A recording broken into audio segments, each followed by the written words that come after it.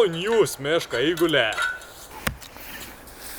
Taigi, šiandieną su kolega parodysim, kaip reikėtų išgyventi miške, turint paprasčiausius buitinius daiktus. Važiuojam.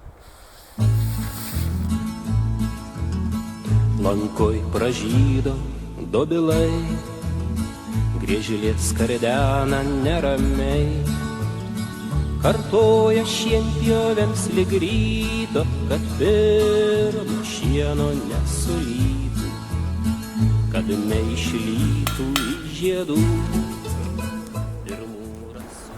Tai visų pirma, pirminis dalykas, ką reikėtų padaryti laukinėje gamtoje, tai pasistatyti stogą virš galvos. Dėl ko mums reikėtų susirasti stogą virš galvos, tai visų pirma yra, kad apsisaugot galėtume nuo lietaus, o visų antra nuo stipraus vėjo. Taip pat pastogės galima įsirengti po karo likusiose vietose, tai čia pavyzdžiui yra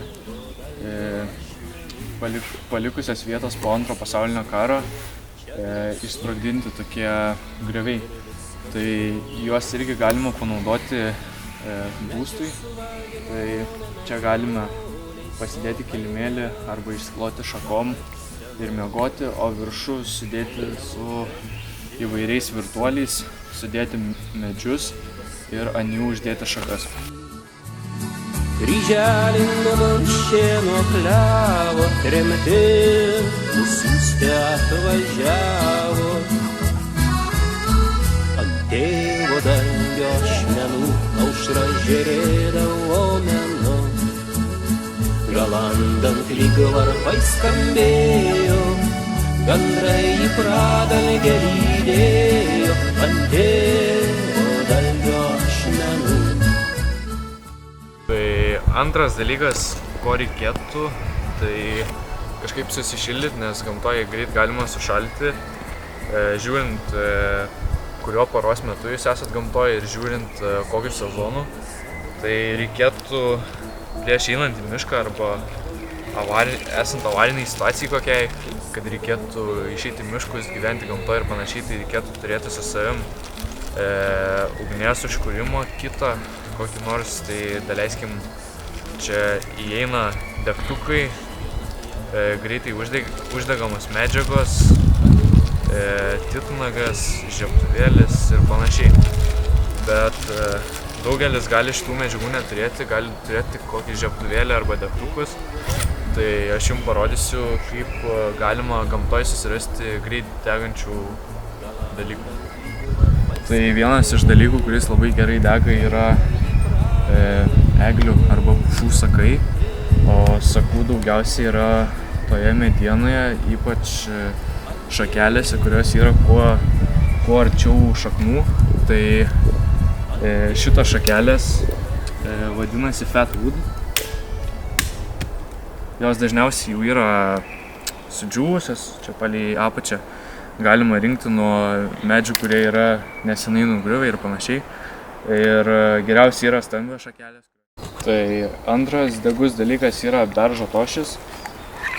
Jinai būna ant beržų ir ją dažniausiai galima nulupti, nes dažniausiai ant senų beržų būna jinai atsilupus, bet čia vat yra nuvirtęs beržas, tai nėra jinai labai atsilupus, tai pabandysiu aš jos išgauti šiek tiek ir parodysiu, kaip jinai dega.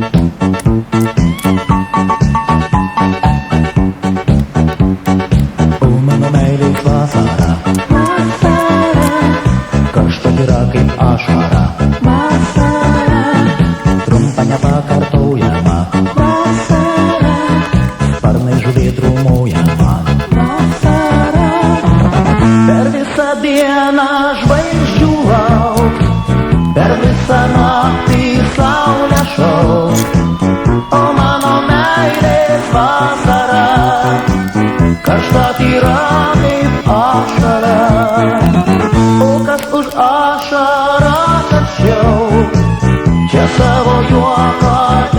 išbarščiau, o mano meilės vasara, karšta tyra kaip ašara.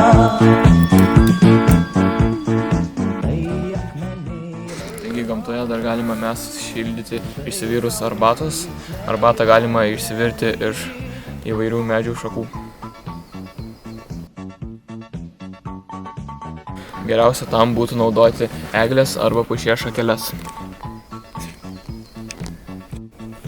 Taipogi arbatoms labai tinka augančios čagos ant beržų. Galima padaryti labai sveiką ir skanią arbatą.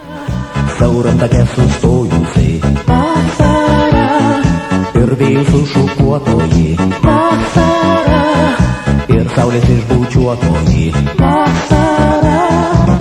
Per visą dieną žvaigždžių lauks, per visą naktį saulės šauks, o mano meilės vasara, karšta tyra kaip ašara. O kas už ašarą karščiau, čia savo juoką išbarščiau.